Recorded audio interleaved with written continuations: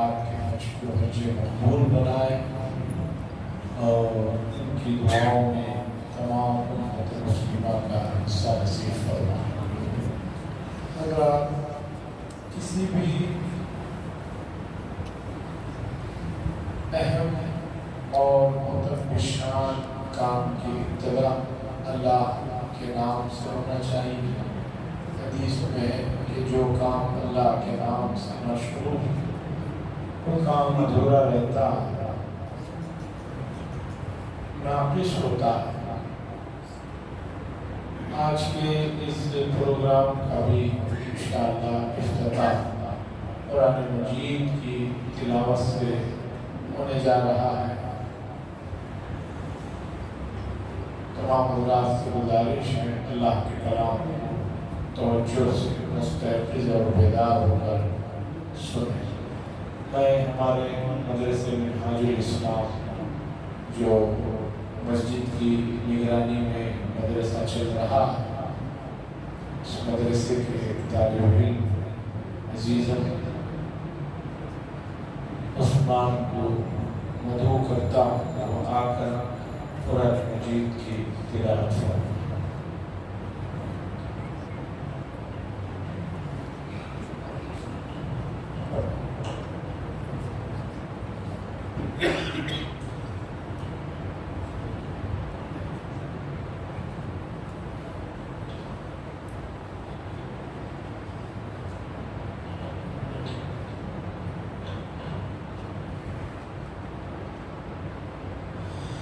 أعوذ بالله من الشيطان الرجيم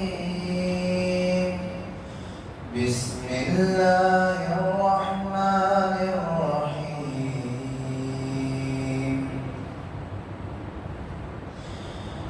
يا أيها النبي جاهد الكفار والمنافقين واغلظ عليهم ومأواهم جهنم وبئس المصير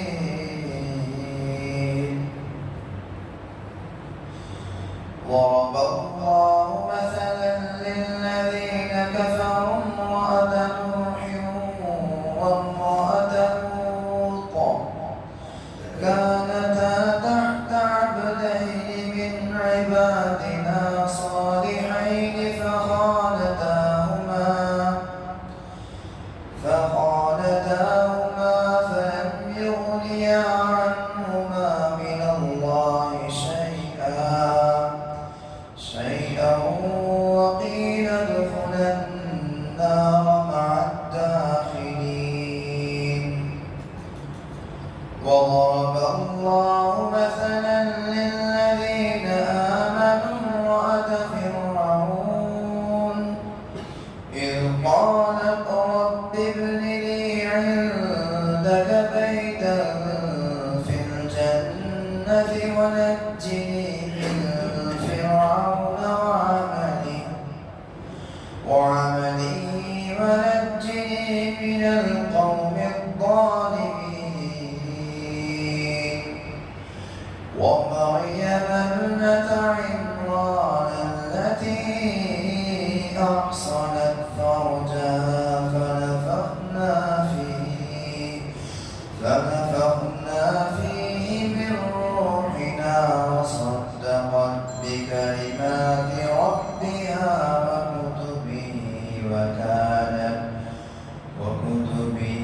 وكانت من القانتين صدق الله العظيم۔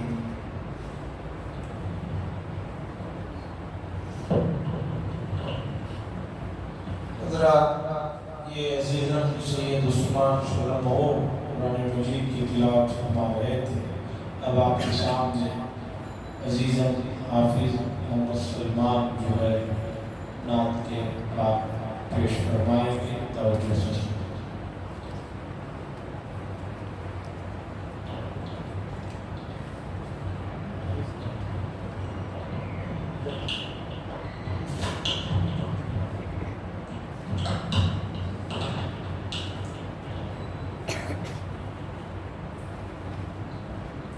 السلام علیکم ورحمۃ اللہ۔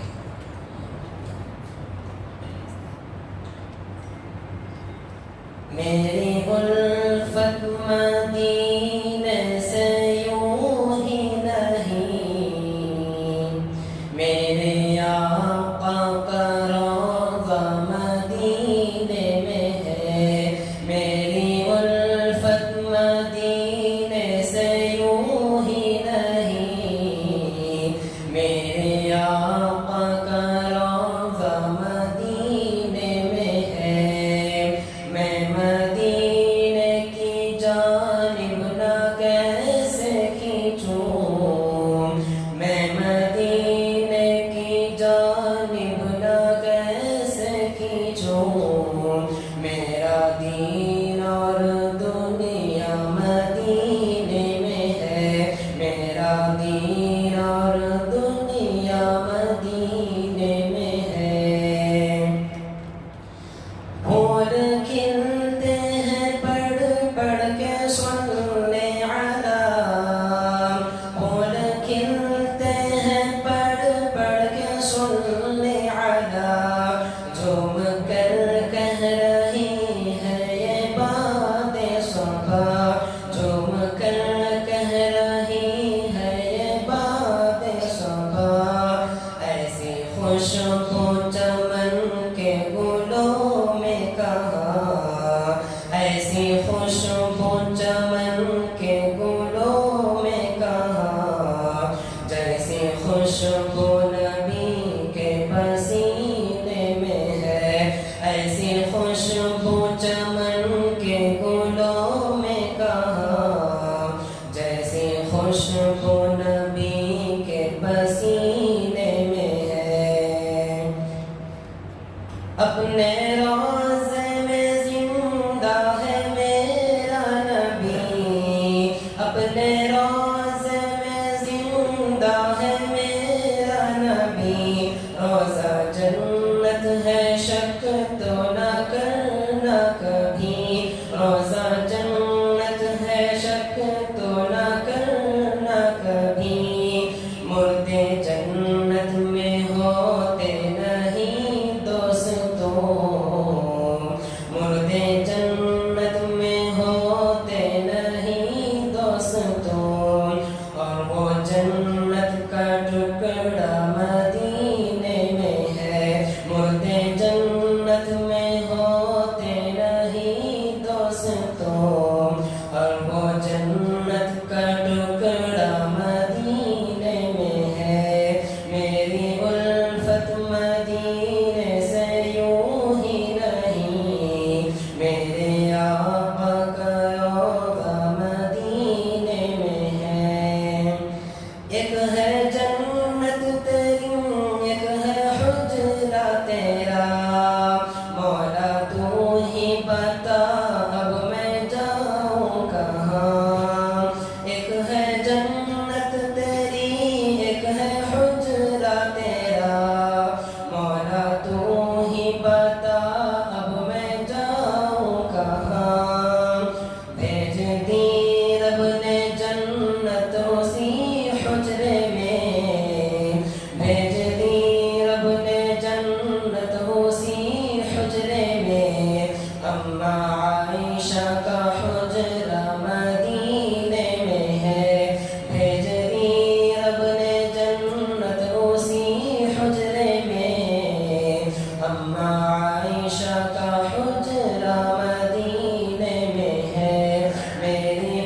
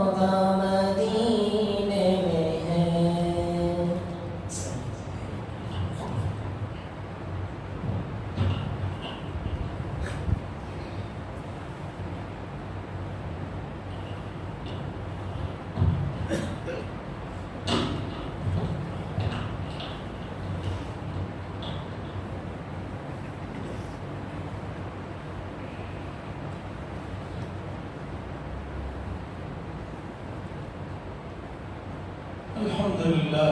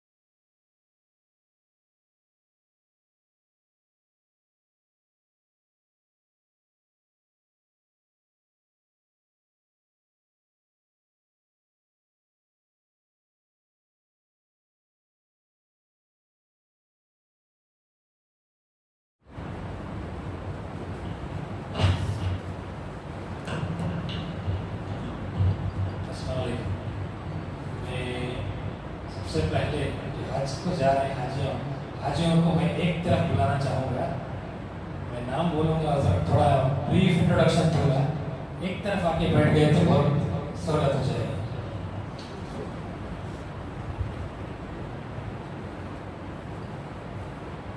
سید ایوب صاحب.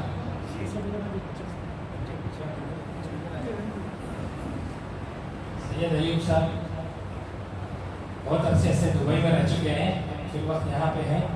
تو اس بار ارادہ کیے, اللہ نے راستے کھول دیے, تو انشاءاللہ یہ جانے کا کنفرم ہو گیا. ہمارے دوسرے ہیں محمد انصر صاحب. محمد انصر صاحب جو ہمارے منہاج نگر کے قدیم مصلی ہیں, ہماری مسجد کے, اور ٹیکنیکل ڈائریکٹر ریٹائرڈ, حال ہی میں پچھلے سال ریٹائر ہو گئے ہیں. تو یہ بھی جانے کا ارادہ کیے, ماشاءاللہ اللہ نے ان کو بھی قبول کر دیا, تو کنفرم ہو چکے ہیں یہ بھی. نمبر 3 صادق صاحب, یہ بھی ہمارے منہاج نگر کے مصلی ہیں ماشاءاللہ. یہ اور ان کے داماد, یہ اور ان کے دونوں ساتھ میں جا رہے ہیں, ان کی اہلیہ, داماد اور بیٹی چاروں جا رہے ہیں. اللہ ایک حج قبول کرے. اور ہمارے خلیل خان صاحب یہ بھی آ جائیں. یہ BHEL کے امپلائی ہیں جو وظیفہ یاب ہیں, تو یہ بھی اس بار اللہ ان کا بھی حج قبول کرے. ہمارے عبد الواجد صاحب اور مجاہد بادشاہ صاحب,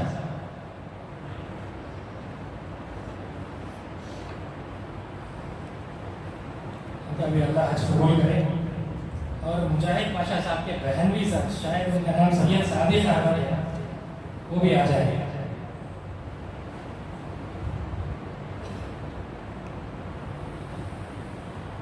اور عابد بھائی آ رہے ہیں. جی جی جی.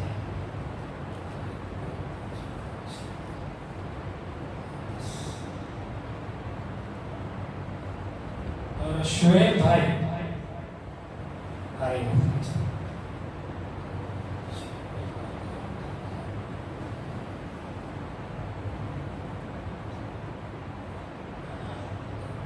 آپ کے داماد آ رہے ہیں؟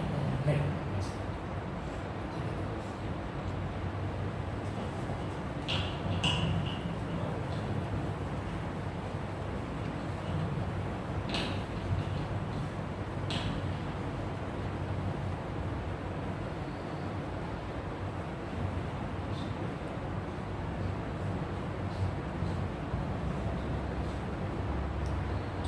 الحمد لله وكفى وسلام على عباده الذين اصطفى. أما بعد, قال الله تبارك وتعالى في القرآن المجيد والفرقان الحميد: وَلِلَّهِ عَلَى النَّاسِ حِجُّ الْبَيْتِ مَنِ اسْتَطَاعَ إِلَيْهِ سَبِيلًا وَمَنْ كَفَرَ فَإِنَّ اللَّهَ غَنِيٌّ عَنِ الْعَالَمِينَ. وقال صلى الله عليه وسلم الحج عرفة أو كما قال صلى الله عليه وسلم.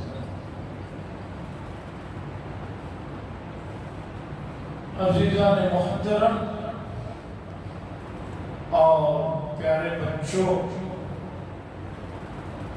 اور آج کی اس مجلس کے مہمانان خصوصی حضرات ضیوف الرحمن صاحبان، اور اسی طرح انسان ہمارے اپنی معلومات کی حد تک جو حج پر جا رہے ہیں، ہمارے محلے سے گزشتہ 7-8 دن سے معلومات کرنے کے بعد ان تک جو پیغامات پہنچائے ہیں اس میں بہت سے افراد آ رہے ہیں، خواتین، مائیں اور بہنیں بھی جا رہے ہیں. ان سب کو میں سب سے پہلے اللہ تبارک و تعالیٰ کی طرف سے اس عظیم الشان فریضے کی ادائیگی کی توفیق اور سعادت جو حاصل ہو رہی ہے، میں بہت بہت دل کی گہرائیوں سے میری جانب سے اور خصوصاً مسجد منہاج ٹرسٹ کی جانب سے مبارکبادی دیتا ہوں اور دعا کرتا ہوں کہ اللہ تبارک و تعالی اس کے گھر کی حاضری کا موقع ہم سب کو بار بار نصیب فرمائے. حضرات، مختصر مجلس ہے اور یہ مجلس جیسے ان حضرات ضیوف الرحمن، ضیف بولتے ہیں عربی میں مہمان، ضیوف جمع کا لفظ ہے. یہ حضرات بھی دیکھیں گے اور جو حضرات حرمین کا سفر کر چکے ہیں انہوں نے اس بات کو اچھی طرح دیکھا کہ جگہ جگہ مرحبا، اہلاً و سہلاً، ضیوف الرحمن کے جملے سعودی عرب کے اندر لکھے ہوئے رہتے ہیں. ضیوف الرحمن کا مطلب ہے رحمان کے مہمان ہیں، معمولی کسی آدمی کے مہمان نہیں، اللہ تبارک و تعالیٰ کے حضرات مہمان ہیں. اور حج کا جو تعلق ہے یہ آج سے اس کی تاریخ نہیں ہے، بلکہ روئے زمین کی ابتدا سے اس کا تعلق ہے. خلاصہ یہ ہے کہ آج کی اس مجلس میں سبھی حضرات توجہ کے ساتھ اللہ کے مہمان جو بنے ہوئے اس کے شہر میں جا رہے ہیں. معمولی انسان کے گھر میں کوئی آدمی مہمان بن کر جاتا ہے تو اس بات کی اسے فکر رہتی ہے کہ وہاں کے آداب کو میں اچھی طرح سمجھوں، اچھی طرح جانوں، کوئی ایسا کام نہ کروں کہ میرے میزبان کو اس سے تکلیف ہو.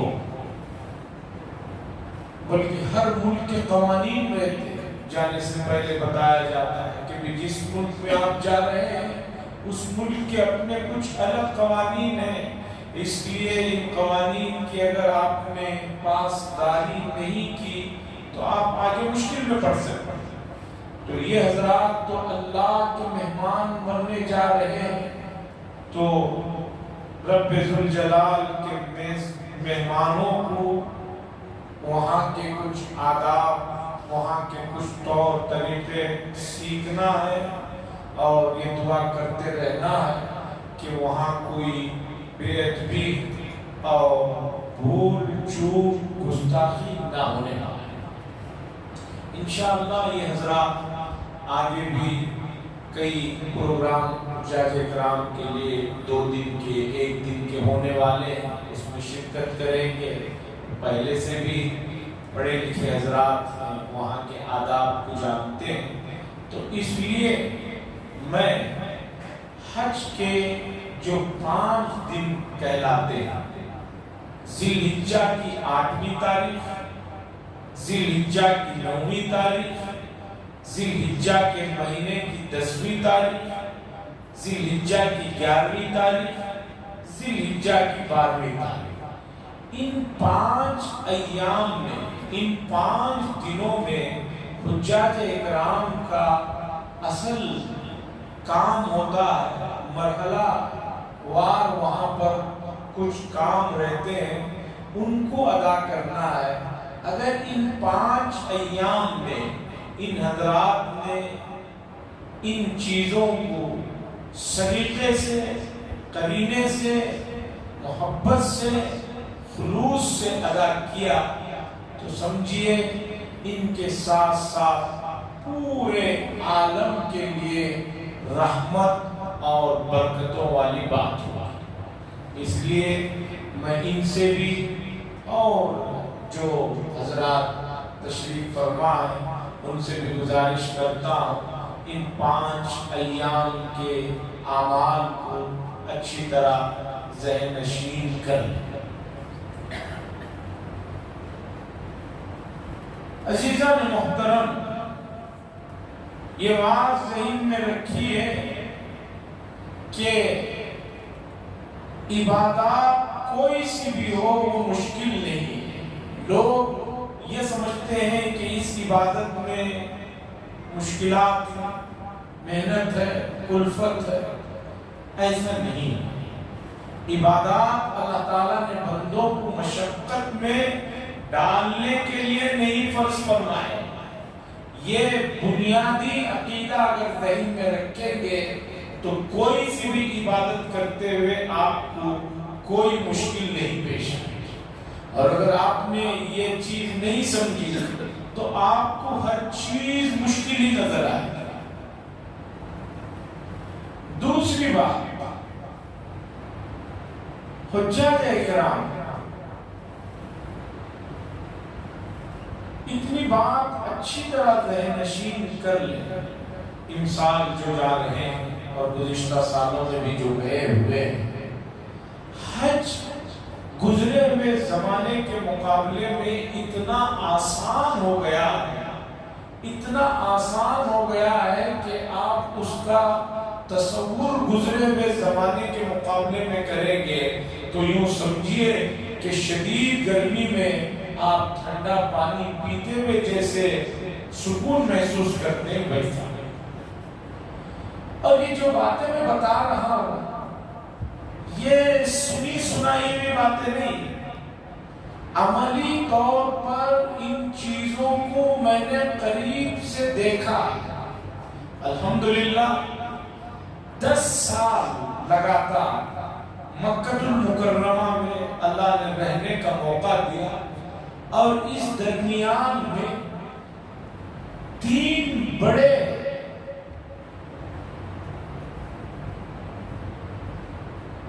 ادارے ہیں جو حجاج اکرام کی نگرانی کرتے ہیں۔ سب سے پہلے سعودی حکومت کا ایک ادارہ ہے وزارت الحج، دوسرے نمبر پر ایک ادارہ ہے ابحاث الحج، تیسرے نمبر پر ہر ملک کی امبیسی وہاں پر ان کے آئے ہوئے حاجیوں کی خدمت کے لیے وہاں پر کوششوں میں لگی رہتی ہے۔ ہمارے اپنے ملک کی حکومت بھی وہاں پر بعثہ ہندیہ کے نام سے ایک بہت بڑا ادارہ ہے جس کے ماتحت 12 برانچز ہوتے ہیں۔ انڈیا میں جو لوگ سینٹرل کی ماتحت کام کر رہے ہوتے ہیں ان میں سے 500 لوگوں کو منتخب کر کے حکومت مسلمانوں کو وہاں بھیجتی ہے۔ डॉक्टरों के और मेडिकल स्टाफ के अलावा बात करें, उसके साथ ये 500 अफराद वहां पर मक्कतुल मुकर्रमा में जो लोकल लोग रह रहे होते हैं, जो अरबी जानने वाले होते हैं, जो रास्तों को जानने वाले होते हैं, वो तकरीबन वहां से 300 अफराद को वहां से लेते हैं।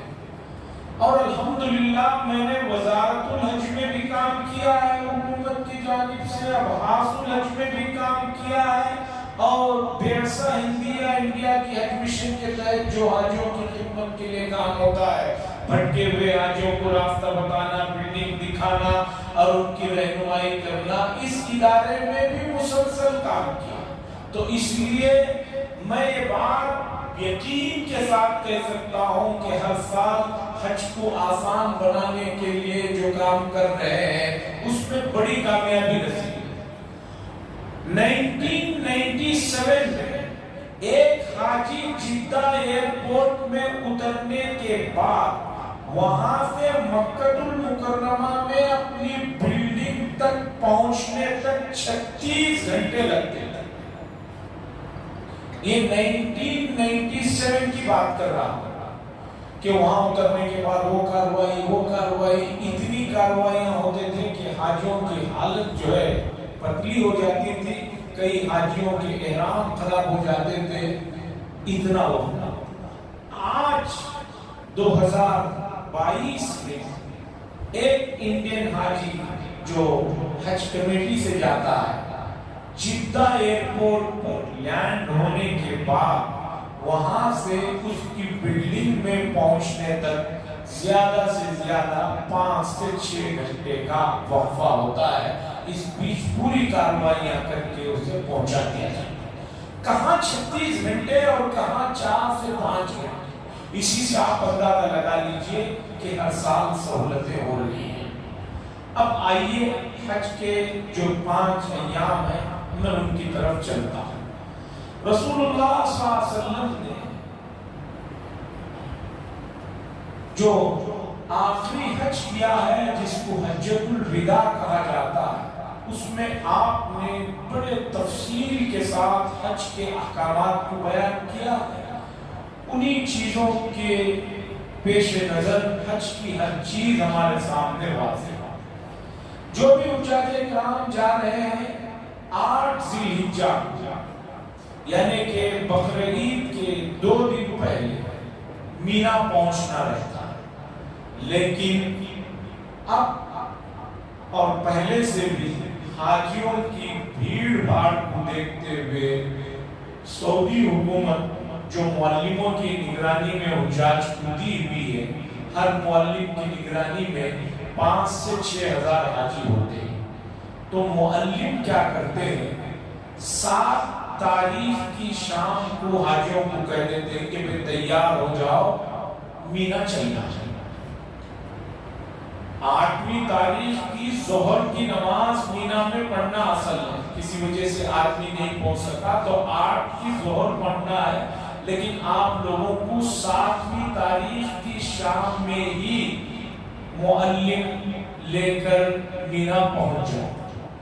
आपसे गुजारिश है कि 7 तारीख के दिन बल्कि उससे एक दिन पहले अपने आप को अच्छी तरह पाक साफ कर लें।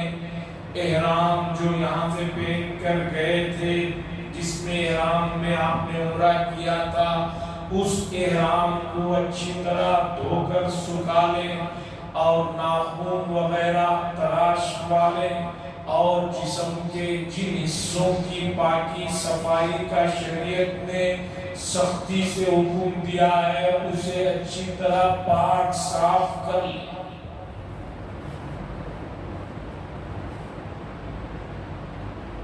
और इन हुज्जाज से और तमाम से हमारी गुजारिश है कि हज के आखिरी के जो 4-5 दिन रहते हैं, 4वीं तारीख, 5वीं तारीख, 6वीं तारीख, एकदम भीड़ बहुत ज्यादा हो जाती है।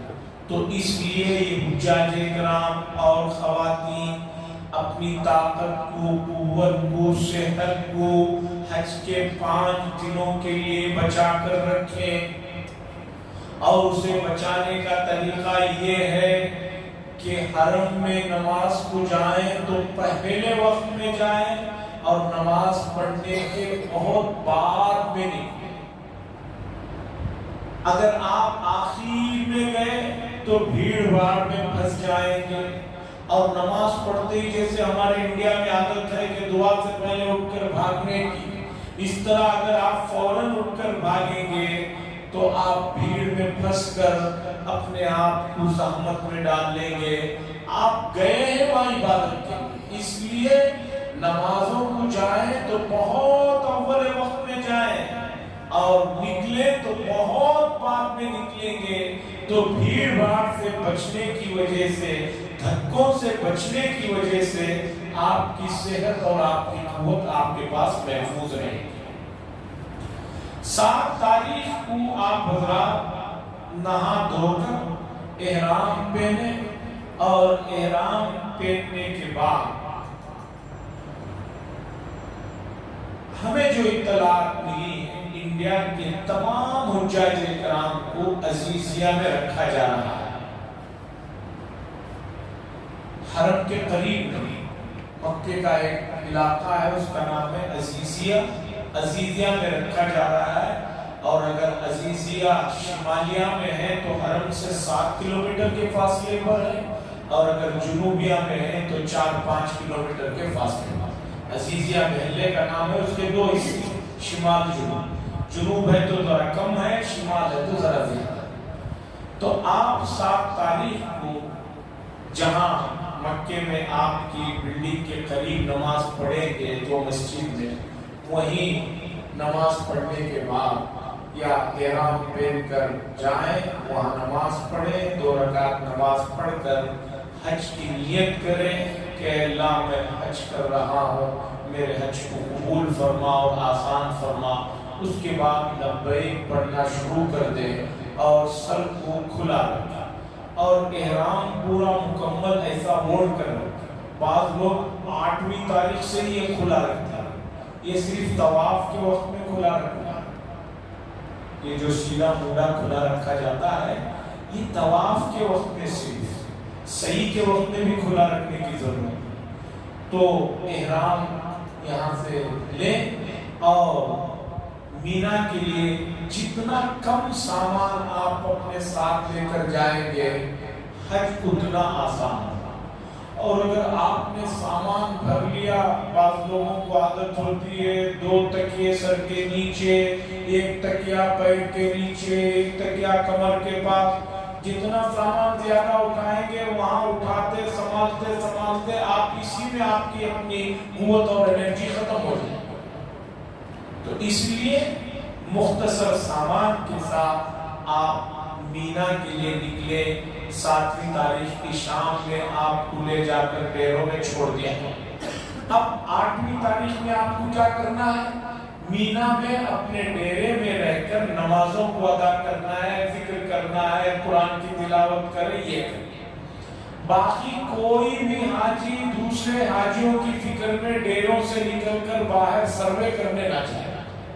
سروے کرنے جائے گا وہ واپس آئے گا، وہاں اطمینان سے پورا مینا آرام سے ہے، آپ کو کہیں جانے کی ضرورت ہے۔ خاص طور پر جن حضرات کے ساتھ خواتین ہیں ان سے گزارش ہے کہ وہ مینا میں 8ویں تاریخ کو آرام سے ڈیروں میں رہیں اور وہاں عبادت کریں۔ یہاں ایک مسئلہ بہت ہنگامہ خیز مسئلہ رہتا ہے کہ 8ویں تاریخ کو جو ہم لوگ مینا میں ہیں، نماز ظہر عصر عشاء 4 رکعت پڑھے یا 2 رکعت پڑھے۔ اب پورا دن اسی بحث میں لوگ گزار دیتے ہیں کہ ہمارے مفتی صاحب نے 4 کہا، وہ کہیں گے ہمارے مفتی صاحب نے 2 کہا، اسی ہنگامے میں گزار دیتا۔ جن مسائل میں شریعت میں ڈسکاؤنٹ ہے ان مسائل میں زیادہ الجھنا انتہائی نقصان ہے۔ اگر وہاں پر 4 رکعت پڑھائی جا رہی ہے 4 رکعت پڑھ لیں، کوئی مسئلہ نہیں۔ 2 رکعت پڑھائی جا رہی ہے 2 پڑھ لیں، کوئی مسئلہ نہیں۔ کیوں ایسا 2-4 کی بحث ہے؟ اسے سمجھانے کے لیے اس وقت نہیں ہے، اس مسئلے کو چھوڑیں۔ 8ویں تاریخ تاریخ میں آپ نے فجر پڑھی، ظہر پڑھی، عصر پڑھی، مغرب پڑھی، عشاء پڑھی. ہلکا سا کھائیے پیئے، ڈیروں میں آرام سے رہیے، اور موبائل میں بیٹھ کر اور آج کل واٹس ایپ میں بیٹھ کر ویڈیو کال کر کے لوگوں کو مت بتائیے کہ میں مینا میں احرام کی حالت میں. سب کو معلوم ہے کہ آپ مینا میں ہیں، حج کرنے گئے ہوئے ہیں، کوئی مسئلہ نہیں، اطمینان سے عبادات میں لگ جائیں. 8ویں تاریخ کی شام میں 10-11 بجے سے ہی معلم کے لوگ آ کر کوشش کریں گے کہ آپ کو عرفات کو لے کر جائیں. سنت طریقہ یہ ہے کہ 9ویں تاریخ کی فجر کی نماز پڑھ کر مینا سے عرفات کو جانا ہے.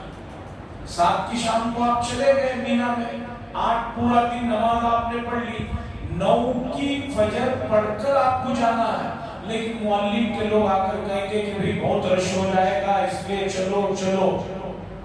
بعض لوگ تو اتنے بےتاب رہتے ہیں کہ وہ عشاء سے پہلے نکل کے عرفات کو چلے جاتے ہیں. نہیں، ہم لوگ ذرا جلدی جائیں. جلدی کیوں کر رہے ہیں بھائی؟ کتنی بھی جلدی آپ کر لیں، آپ کی فلائٹ کی تاریخ وہی ہے، اس سے پہلے آپ آ نہیں سکتے، اسی تاریخ میں آپ کو آنا ہے. تو سنت کے مطابق کریں. آپ کا پہلا حج ہو یا تیسرا حج ہو یا 5واں حج ہو، سنت کے مطابق کریں. کیا ضرورت ہے جلدی؟ تو کوشش کریں کہ 8ویں تاریخ کی شام میں جتنا دیر سے ہو سکے نکلیں، تو آپ نکل کر عرفات میں پہنچیں گے 8 کی رات میں، یا نہیں تو 9 کی صبح نکلیں گے. اگر 9 کی صبح آپ نے فجر پڑھ لی تو یہ اور بہتر بات ہے، 9 کی فجر پڑھ کر آپ عرفات میں پہنچیں. اگر آپ کا احرام میلا ہو گیا ہے پسینے کی وجہ سے، تو آپ اس احرام کو آرام سے نکال کر دوسرا ایک جو احرام رہے گا اسے باندھ سکتے. یہ ضروری نہیں کہ جو احرام آپ نے پہنا ہے 7 تاریخ کو 10 تاریخ تک اسے نکال ہی نہیں سکتے. اور اگر کوئی آدمی عرفات میں پہنچنے کے بعد گرمی محسوس کر رہا ہے، بے چینی ہو رہی ہے، تو بغیر صابن لگائے، بغیر رگڑے ہوئے پانی نہانا چاہتا ہے، سر پر سے ڈال لینا چاہتا ہے تو ڈال سکتا ہے، نہا سکتا ہے، لیکن صابن وغیرہ نہیں استعمال کر سکتا. وہ احرام نکال کر دوسرا احرام پہن لے، اس سے کوئی مسئلے پہ فرق نہیں. اور احرام کی حالت میں اتنی گزارش ہے کہ رات میں سوتے ہوئے، دن میں سوتے ہوئے لوگوں کو، جو بعض لوگوں کو پورا چہرہ ڈھانپ کر سونے کی عادت ہوتی ہے، وہ اس طرح چہرے کو ڈھانپ کر نہ سوئے. اور بعض لوگوں کو مستقل ناخن کترنے کی عادت ہوتی ہے دانتوں سے، یہ بری عادت ہے، سب ختم کرنا. ویسے بھی صحت کے لیے نقصان دہ. عرفات میں آپ پہنچ گئے 9ویں تاریخ، 8 مینا میں تھے، 9ویں تاریخ کو عرفات میں پہنچ گئے. عرفات کیا ہے؟ حضور صلی اللہ علیہ وسلم سے پوچھا گیا کہ حج کیا ہے؟ آپ نے فرمایا الحج عرفہ. حج عرفہ کا نام ہے، یہ سب سے بڑا فریضہ ہے. اور گزارش یہ ہے کہ آپ یہ دیکھ لیں کہ حدود عرفات کے اندر ہے یا نہیں. آج سے 25-30 سال پہلے مولانا سید ریاض الرحمان صاحب مرحوم نے فرمایا کہ بہت سے بڑے صغیر کے لوگ ایسے ہیں کہ ان کا حج ہی نہیں ہوتا. میں نے سوچا کہ ایسی کیا بات ہے جو حج نہیں ہوتا، لیکن وہاں 10 سال ڈیوٹی کرنے کے بعد پتا چلا مجھے کہ لوگ میدان عرفات کے اندر ہی داخل نہیں ہوتے، عرفات کے باہر بیٹھے رہتے. کہتے ہیں کہ یہاں بھیڑ بھاڑ نہیں ہے، یہاں بیٹھیں گے، پھر جب شام میں جانا ہوگا جلدی بھاگ جائیں گے بول کر پورا دن عرفات کے باہر بیٹھے رہتے ہیں. اور جو آدمی عرفات کے میدان کے اندر داخل نہیں ہوا، اب اس کا حج ہو ہی نہیں سکتا، اس کی کوئی قضا نہیں ہے. یہ ہے کہ واپس دوسرے سال کیا کرنا چاہتا ہے. اس لیے عرفات کے میدان میں جائیں. حتیٰ کہ عرفات کے میدان میں ایک بہت بڑی مسجد ہے، اس کا نام ہے مسجد نمیرہ. لوگ نمرہ لفظ بولتے ہیں، وہ صحیح نہیں، اصل لفظ ہے نمیرہ. مسجد نمیرہ پوری جو مسجد ہے وہ بھی عرفات میں نہیں ہے، اس کا بھی ایک حصہ جو ہے عرفات کے باہر ہے. اسی لیے نماز وہاں ہوتے ہی پولیس کہتے ہیں کہ بھی پیچھے چلے جاؤ، اس لیے کہ اس کے شروع کا حصہ وہ میدان عرفات سے باہر ہے. اگر کوئی آدمی پورا وقت وہیں بیٹھ کر وہیں سے نکل کے باہر آیا تو اس کا بھی حج نہیں ہوگا. خیر آپ حضرات تو مسجد نبویہ جائیں گے نہیں، آپ اپنے ڈیروں میں رہیں گے. ڈیروں میں رہیں. جب آپ نے احرام بدل لیا ہلکی پھلکی غذا کھائیے اور اس کے بعد عرفات کا جو دن ہے رسول اللہ صلی اللہ علیہ وسلم نے فرمایا بدر کی لڑائی کے بعد اگر میں نے شیطان کو سب سے زیادہ ذلیل و خوار ہوتا ہوا اگر دیکھا ہے تو میدان عرفات والے دن. اس لیے کہ اتنے لوگوں کی مغفرت ایک ساتھ ہو رہی ہے تو شیطان پر کیا گزرتی ہے یہ اسی کو پتا چل سکتا ہے کہ جس نے ایک آدمی کو 50 60 سال تک گناہ کروائے اور وہاں گناہ معاف ہو رہے ہیں تو اس کا کتنا بڑا نقصان ہوگا.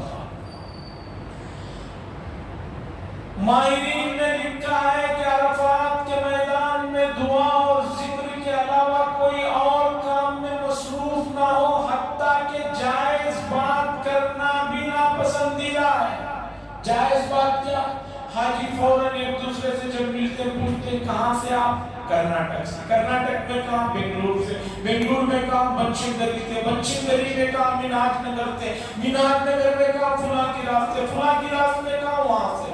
آپ کی کتنے اولاد ہیں؟ وہ کیا پڑھ رہے ہیں؟ اس سے پہلے انہوں نے کیا پڑھا تھا؟ آپ کا نام کیا؟ آپ کیا کاروبار کرتے ہیں؟ یہ سب جائز بات ہے. میدان عرفات میں یہ بھی کرنے کی ضرورت ہے.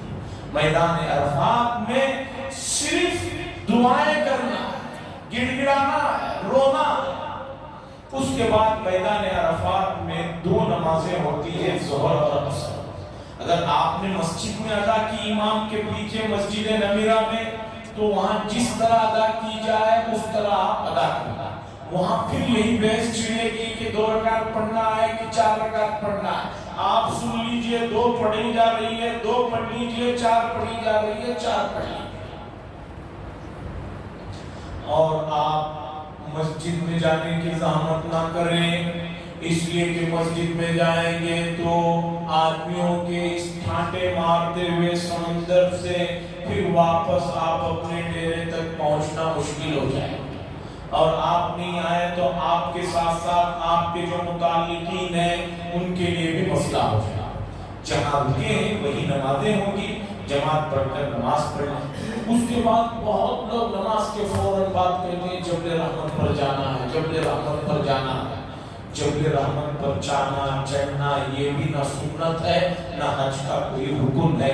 جہاں ہے وہی عبادت کرے اور ظہر عصر اول وقت میں ادا ہوں گے.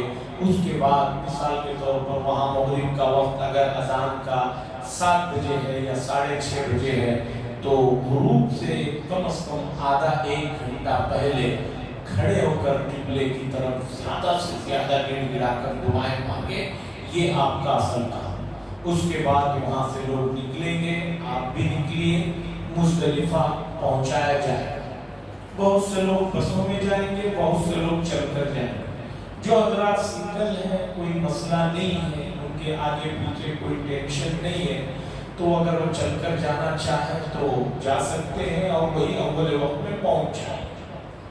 نہیں فیملی کے ساتھ ہے، دوست احباب کے ساتھ تو بس میں یا ٹرین کے بھی میٹرو کی سہولت ہے، اس میں آپ کو مزدلفہ لے جایا جائے گا.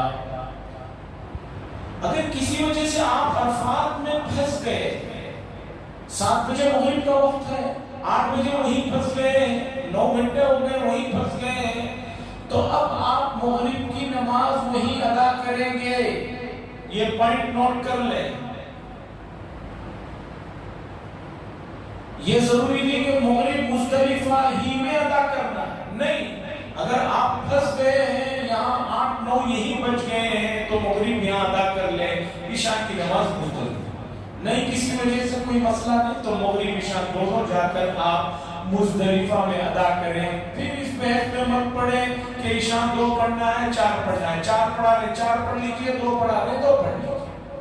اور اس کے بعد یہ رات بڑی عبادت کی ہے.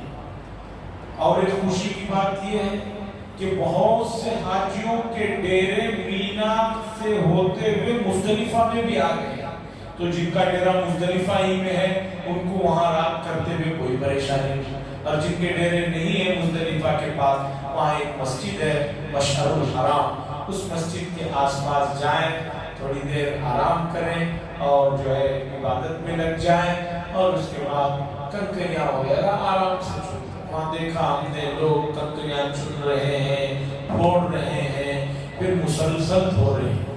کتنا احترام کریں گے بھی شیطان کا، کنکری مارنا ہے تو دھوکے کیوں مار رہے ہیں؟ جو کنکریاں ملے اٹھا لیجئے، اور گن گن کر مت اٹھائیے، اٹھا لیجئے، دو چار زیادہ رہیں گے تو کون سا وہ سونے کے بھاؤ میں مل رہا ہے، اٹھا لیجئے۔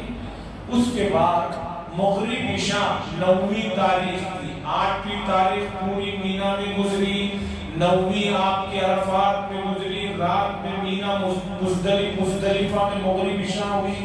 پھر بہت سے لوگ عشاء پڑھتے ہی کہیں گے کہ بھئی 12 بج چکے ہیں، اب ہم جا سکتے ہیں کنکریاں مارنے، یہ کہہ کر بہت سے لوگ 10ویں تاریخ شروع ہو چکی ہے نکل جائیں گے۔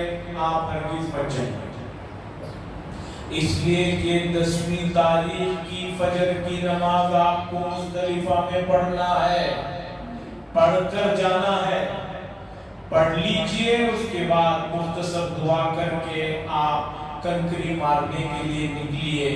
اور اگر آپ کے ساتھ ایسی ٹیم ہے جو کمزور ہے تو آپ ایسا کیجئے، صبح کنکری مارنے کے لیے مت جائیے، بلکہ مزدلفہ میں یا مینا میں آپ کے ڈیرے میں جا کر آرام سے سو جائیے، زوال تک آرام سے سوتے رہیے۔ زوال کے بعد پوری بھیڑ ختم ہو جائے گی، اور اب تو جمرات پر کنکری مارنا اتنا آسان ہو گیا ہے، ایک تو کئی فلور بنا دیے گئے ہیں، اور دوسرا پہلے اتنا پلر ہوتا تھا جہاں پر کنکری مارنا ہوتا تھا، اب اتنا لمبا چوڑا پلر کھینچ دیا گیا ہے، گویا شیطان کو بہت بڑا بنا کر کھڑا کر دیا گیا ہے، کہیں سے بھی مار سکتا۔ جو آدمی کھڑے ہو کر بیٹھ کر نماز پڑھ سکتا ہے، اس آدمی کو خود جا کر کنکری مارنا ضروری ہے، اگر وہ نہیں مارا تو اس کا حج نہیں ہوگا۔ کیا کرتے ہیں، ڈیرے کے اندر 20-25 افراد رہتے ہیں، اس میں ایک ینگ آدمی رہتا ہے، اس سے کہتے ہیں کہ بیٹا تم کیوں پریشان ہو رہے، تمہارا سب مسئلے ہم دیکھ لیں گے، لو یہ سب کے کنکریاں جا کر مارو۔ اور میں نے دیکھا کہ وہ ایک آدمی سوچتا ہے کہ چلو بھی نیکی کا جذبہ ہے، سب کے مارو، اور بنگلور کے لوگ بہت زیادہ ذہین۔ ایک حاجی نوجوان مجھے ملا، بولے حضرت 25 روپے کی کنکریاں 3 منٹ میں مار پاؤں۔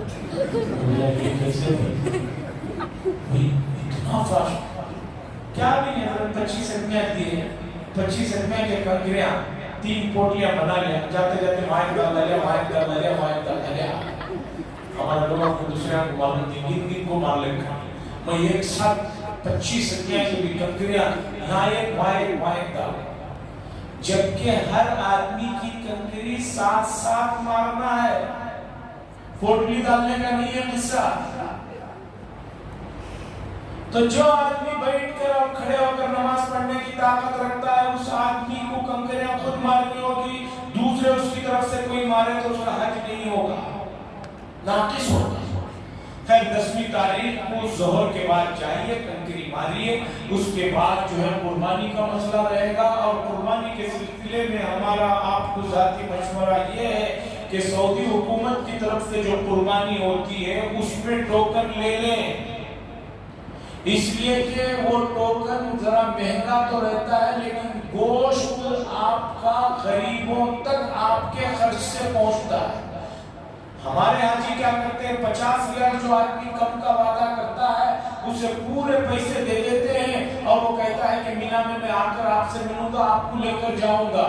مینا میں نہ وہ ملتا ہے، نہ اس کے جنات اور فرشتے ملتے ہیں، اب پورے کے پورے احرام میں پھنسے ہوئے رہتے ہیں۔ کنکری صرف 10ویں تاریخ کو ایک جمرے پر کنکری مارتے ہیں، ایک جمرے پر کنکری مارتے ہیں، قربانی، اور اس کے بعد حلق کروا لیجئے۔ حلق کروانے کے بعد آپ آرام سے کپڑے بدل کر वहीं रह जाइए।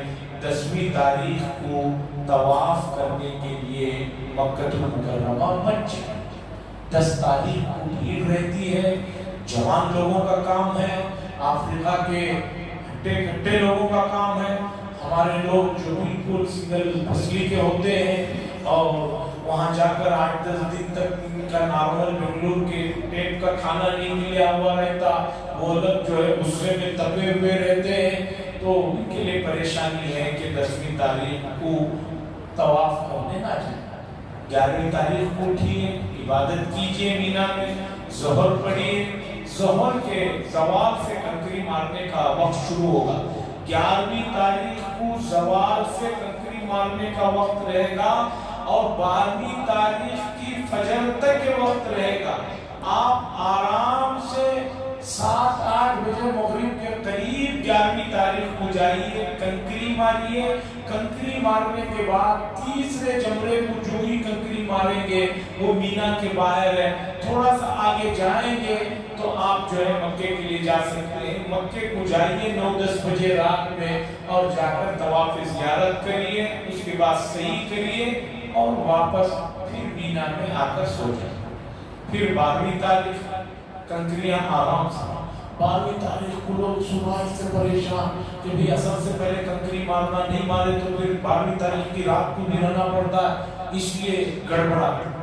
भाई रसूलुल्लाह सल्लल्लाहु अलैहि वसल्लम ने जब 13वीं तारीख की कंकरियां मारी है, आप पहला हज कर रहे हैं तो क्यों 12वीं तारीख में जाकर आपको कौन सा काम है? 12वीं तारीख को आराम से रात में कंकरियां मारिए, 13वीं तारीख को भी कंकरियां मारिए, 12वीं तारीख को रात में वहां रहिए, रहकर 13वीं तारीख को कंकरियां मारना है। उसके अलावा आपके ऊपर कोई जिम्मेदारी नहीं। अब एक बात ये सुनते चले, हमारे मुल्क की करेंसी सऊदी अरब के मुकाबले में काफी कमजोर है और मैंने ये महसूस किया फितरी तौर पर। मुझे उन मुल्कों में घूमते हुए बहुत मजा आया कि जहाँ की करेंसी हमारे से बड़ी कमजोर है। जैसे नेपाल है, श्रीलंका है कि हम 10 दिए तो 20 दे रहे हैं, लेकिन हमारी करेंसी जहाँ कमजोर होती है, दूसरों की महंगी होती है। जैसे 20 रुपये देने पर 1 रियाल बनता है। अब मीना में, अरफात में, वहाँ पर बाज़ मरतबा टैक्सी से जाते हुए 100 रियाल, 50 रियाल, 70 रियाल, 150 रियाल मांग रहे हैं और खाने पीने की चीज़ें बाज़ मरतबा 2 रियाल की 10 रियाल में बिक रहे हैं। तो हाजी ये सोचते हैं कि भाई क्या लूट मार मची है, ये तो बहुत जुल्म है और बहुत परेशान हो जाते हैं। हालांकि हदीस में है कि अल्लाह फरमाते हैं कि जो बंदा मेरे घर की ज़ियारत के लिए आए और खर्च करे, मेरी गैरत इस बात को नहीं गवारा करती कि मैं उससे ज्यादा उसे वापस ना लूंगा। इसलिए जितना पैसा खर्च हो बशाशत क़ल्ब के साथ, खुशी के साथ खर्च करें, परेशान ना हो इतना हो गया। मुस्तकिल हाजी दिल मिलाते रहते। 2 रियाल हज़रत चाहे 40 रुपए। अरे भाई यहाँ भी काफी देर में जाकर आप पिएंगे तो पता चलेगा चाय की कीमत 150 रुपए की है। हमने कभी वो पी नहीं, आप 5-10 में थे तो आपको 5-10 का नजर आ रहा है। तो हरमैन में खर्च किया जाने वाला पैसा उसका बदल वापस मिलता है। इस दरमियान में एक बात का खास ख्याल ये रखें कि हाजियों में जितने भी लोग हैं, हर एक के पास 100-150 रियाल, 10-10, 5-5 रियाल के खुले होना चाहिए। एक आदमी भटक गया तो पूरे पैसे उसके पास है तो दूसरा आदमी क्या करेगा? ग्रुप बना दिया जाता है, भाई कमरे के हम रिश्तेदार हैं, 10 आदमियों का ग्रुप है, पूरे पैसे एक आदमी रखा है, वो गायब हो गया तो वो उधर परेशान नहीं है ना इधर परेशान। इसलिए हर एक के पास पैसे रखें। और दूसरी बात ये है कि इस सफर में सब्र सबसे बड़ी जरूरी चीज है।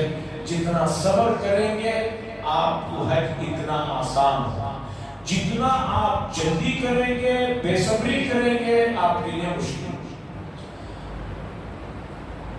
शिवाजी नगर में एक मशहूर आलिम दीन अमीर साहब مولانا عبدالرحمان کنکی صاحب 96 میں انہوں نے ایک مرتبہ کہا کہ حضرت بنور کے بڑے بڑے گالیاں سننا ہو تو مینا میں آ چکا.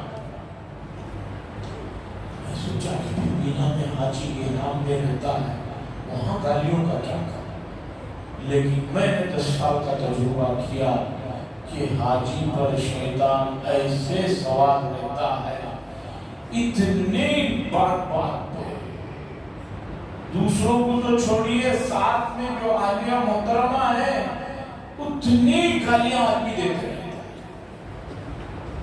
کی تیاری ہے, جلدی کرو وہ کرو. بھائی حج پر گئے, جلدی کر کے کیا کرنا, اس لیے صبر کا مظاہرہ کریں, گالیاں مت نکالیں. بینا عرفات میں گالیاں نکالنا بہت مشکل ہے.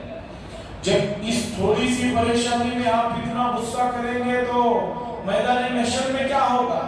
اس لیے میں ماں و بہنوں سے بھی گزارش کرتا ہوں کہ اپنے ساتھ جانے والے احباب کے جو مزاج آپ کو معلوم ہے تو وہاں پر اس کا پورا خیال کریں, ان کی زبان کو بھی گندا ہونے نہ دیں اور آپ کے حج کو بھی خراب ہونے نہ دیں. وقت مقررات سے پہلے, ٹریننگ سے پہلے جو ہے کام کرتے جائیں اور ذکر کرتے جائیں, اور جو بھی غصہ آ جائے وہاں ذکر میں گزار دیں. باقی انڈیا تو آنا ہی ہے, واپسی میں آپ ہی کی حکومتیں ہیں, تو یہاں جو بھی بات چیت ہوگی یہاں کر لیں. وہاں آپ بھی ان سے الجھیں گے, یہ بھی الجھیں گے, بہت مسئلہ بگڑ جائے گا. ایسا نہ کریں. یہ کچھ متفرق باتیں تھی جو ذاتی تجربے کی بنا پر میں نے آپ کے سامنے رکھ دی. اب جو ہے آپ کے سامنے ایک اور مسئلہ ہے. ہمارے جناب ارشاد احمد صاحب جن کے ٹرسٹی اور ایڈیٹر صاحب جو ہے کچھ ایک اہم مسئلے کی طرف توجہ دلائیں گے. اس کے بعد دعا ہوگی, پھر اذان ہوگی, نماز ہوگی. نماز کے بعد جو ہے مجلس برخاست ہو جائے گی. وما علینا الا البلاغ.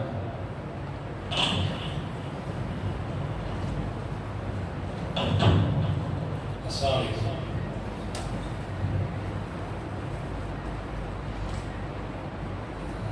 دینی مسائل اور جو بھی احکام ہیں اور جو بھی حج کے وہ تو بتا دیے مفتی صاحب. باقی جو چیزیں ہیں جو یہاں سے جا کے آنے تک جو پریکٹیکل چیزیں ہیں اس میں جو تکلیفیں آتی ہیں, جو میں نے میری ایکسپیرینس جو میں نے کیا ہے اس کے بارے میں تھوڑا بتانا چاہتا ہوں آپ کو.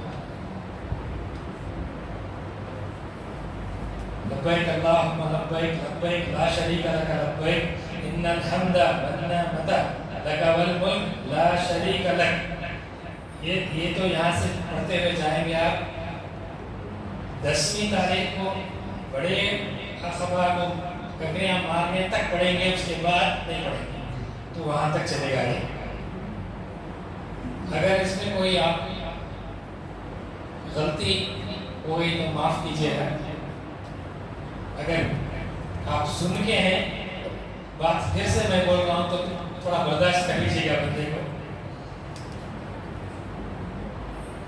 باقی صفائی کا بہت خاص خیال رکھیں.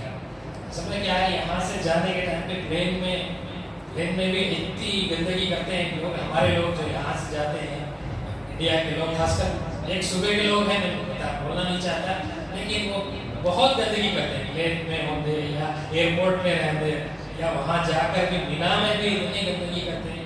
حلق کرنا ہے وہیں راستے میں بیٹھ, راستہ اتنا ہی رہتا ہے 3 فٹ کا راستہ, وہیں بیٹھے وہیں حلق کرتے رہتے ہیں. پورا بال گندگی سب کچھ وہیں پہ. وہ تھوڑا اوائڈ کرنا, وہ ذرا باقی صفائی کا خاص خیال رکھیں. ہر جگہ بھی, پلین میں بھی ہر جگہ. دوسری بات ہے, پلین میں ٹوائلٹ بہت چھوٹا رہتا ہے. پلین میں بیٹھنے سے پہلے آپ پوری آپ کی ضروریات سے فارغ ہو جائیں. اس کے بعد پلین میں اترنے کے بعد وہاں کے ایئرپورٹ میں جائیں. پلین میں بہت چھوٹا رہتا ہے, ریموٹ بھی چھوٹا رہتا ہے. ہاں, وہ جو ہاتھ دھونے کا جو سینک رہتا ہے وہ بھی بہت چھوٹا رہتا ہے. گندگی اگر لگ گئی احرام کو تو مشکل ہوگی. شروع میں جانے والوں کو تو کوئی تکلیف نہیں, سیدھا مدینے جاتے ہیں, احرام تو نہیں رہتا. لیکن جو ڈائریکٹ جدہ جا رہے ہیں ان کے لیے یہ مسئلہ آ سکتا ہے. تو اس کے بعد ہر وقت صبر اور شکر کا طلب کرتے رہیں.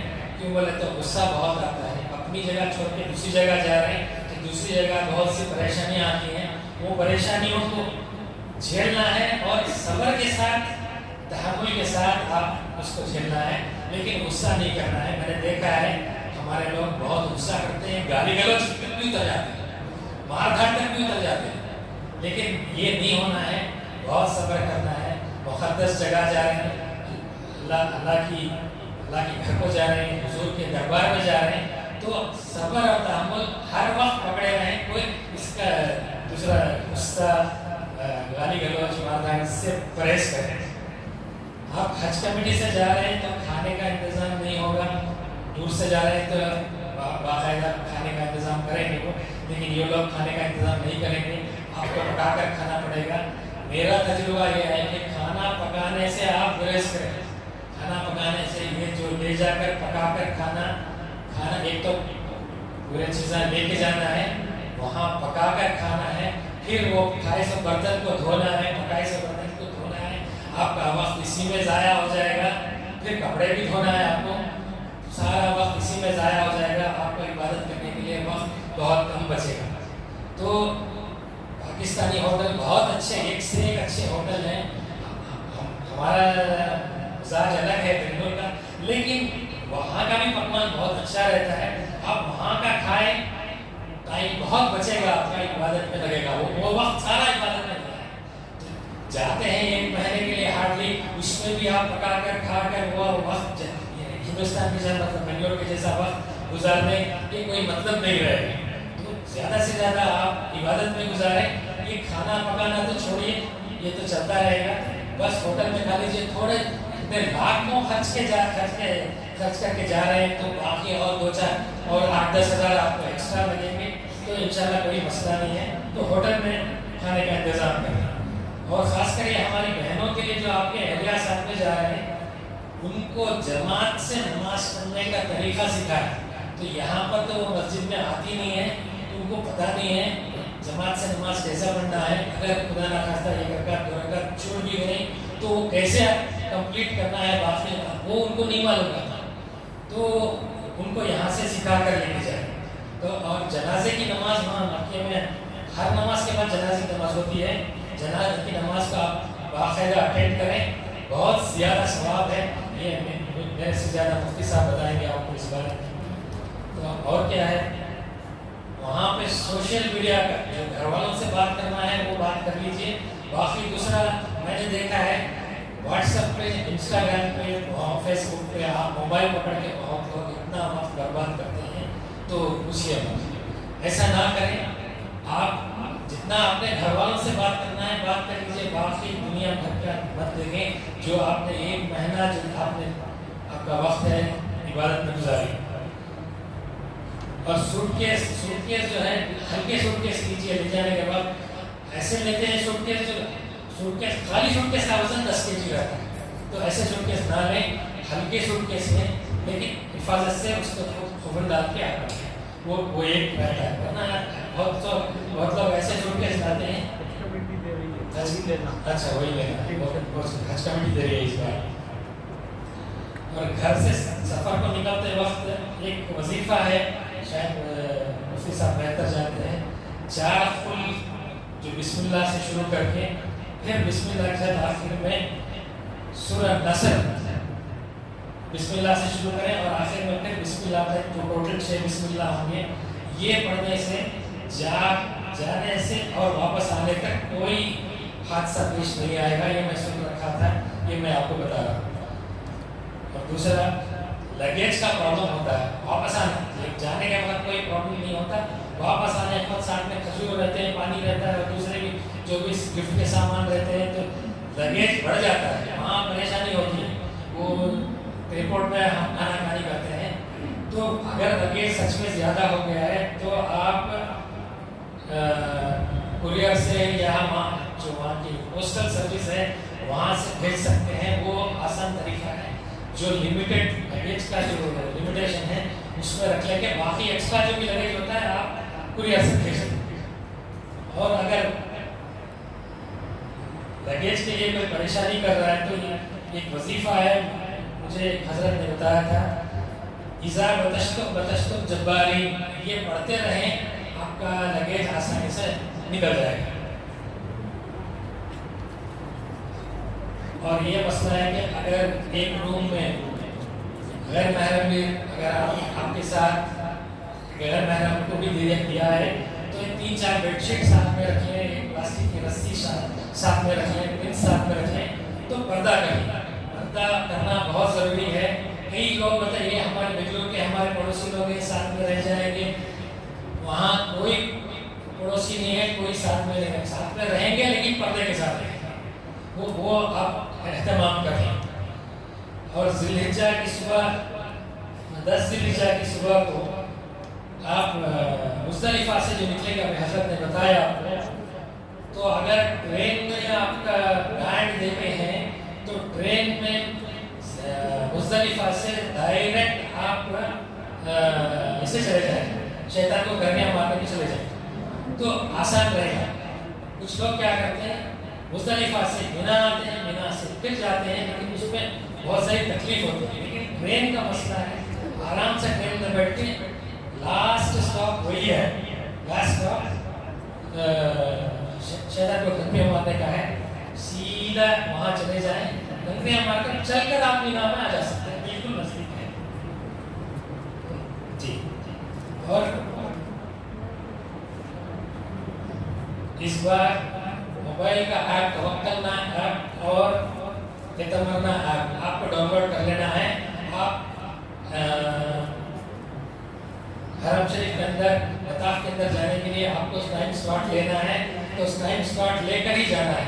तो यहाँ से ही डाउनलोड करके आप यहाँ से पासपोर्ट नंबर डाल के सीख लीजिए कैसा करना है, क्या करना है, वहाँ जाकर आसान करेंगे।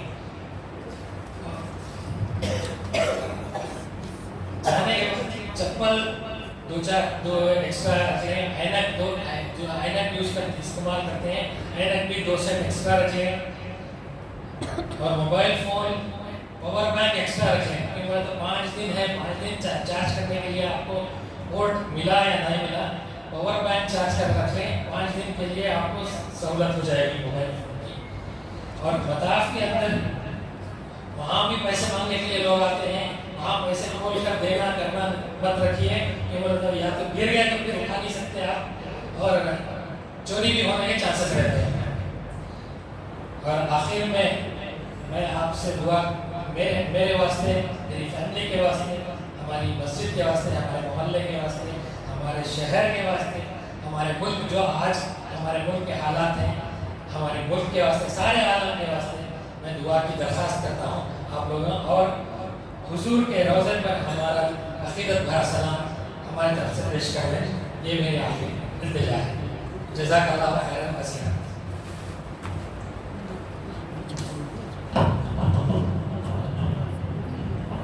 के अहम ज़रूरी निकाते जो शाह साहब पेश कर रहे थे, अब हमारे सदर मुहतरम और जिम्मेदारान कमेटी से गुजारिश करता हूँ कि वो जैसे आइए, अक्सर भी आइए, अक्सर भी आइए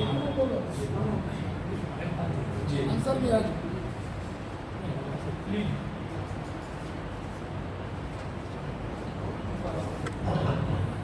आइए। सैयद अयूब साहब,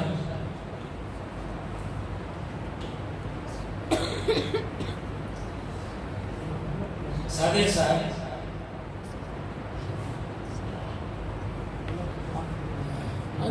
खलील खान साहब, मुजाहिद बादशाह साहब, सैयद सादिक साहब,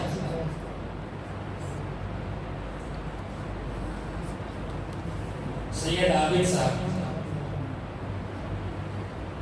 और कोई हाजी जो है शुएब साहब,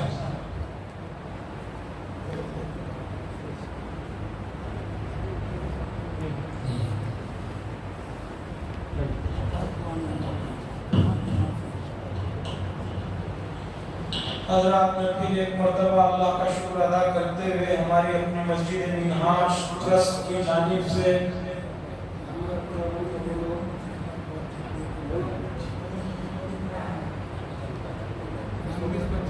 जी ये सवाल جی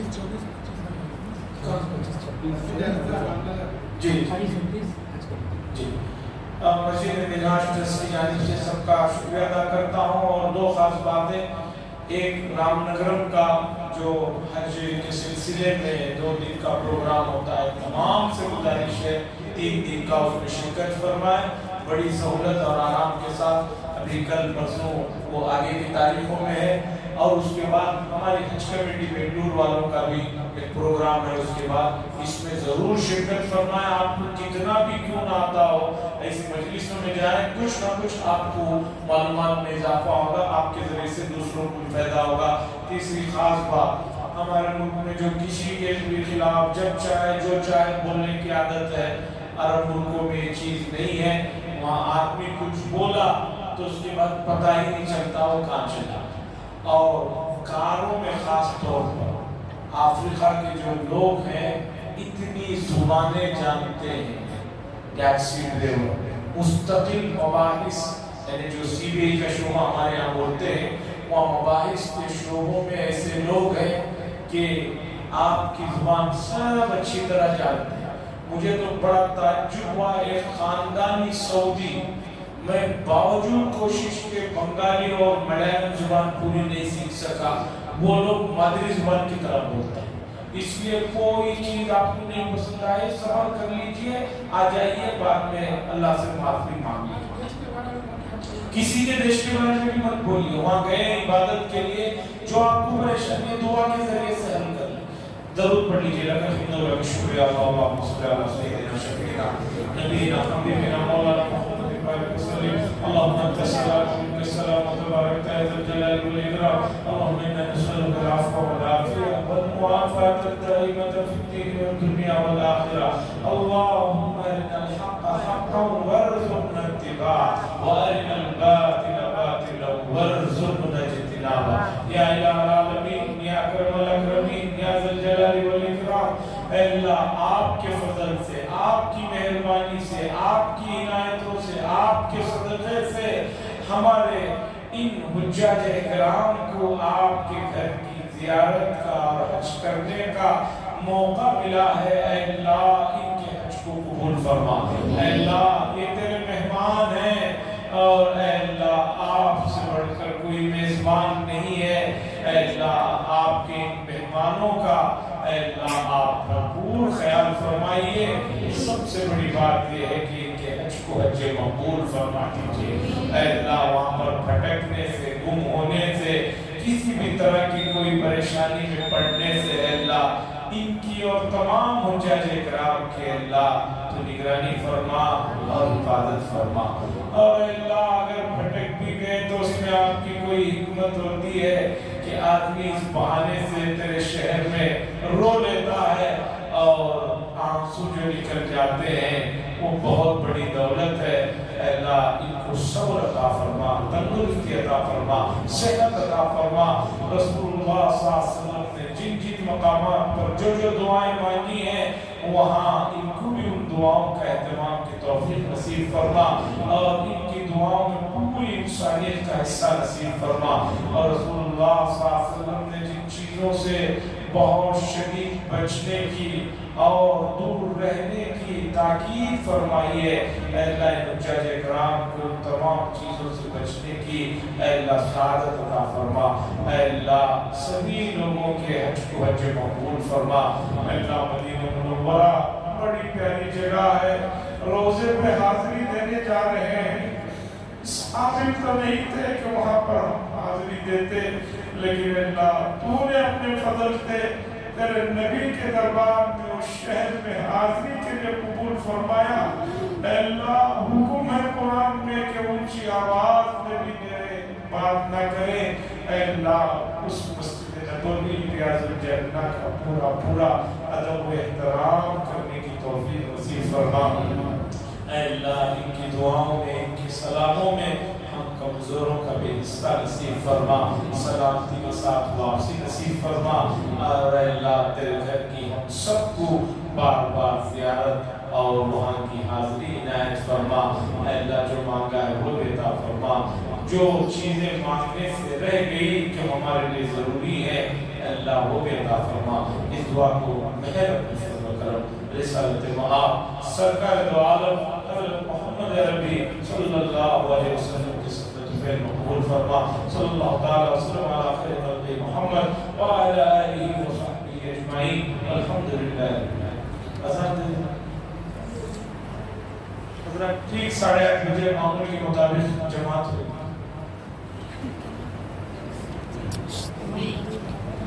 بند کرے لال دبا